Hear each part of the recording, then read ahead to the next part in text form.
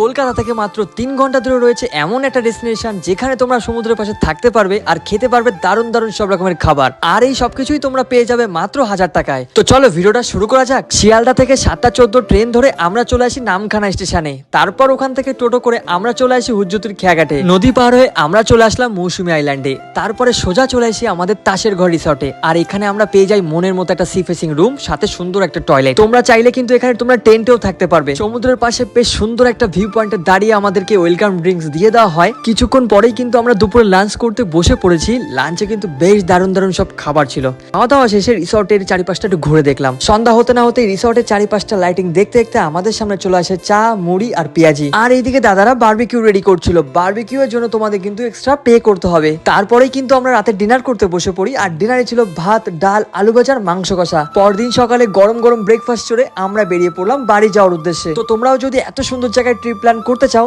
স্ক্রিনে আমি এনাদের নাম্বার দিয়ে দিচ্ছি, তোমরা চাইলে কন্ট্যাক্ট করে নিতে পারো। আর আমাদের ভিডিও থেকে যারা আসবে তাদের জন্য থাকবে স্পেশাল ডিসকাউন্ট।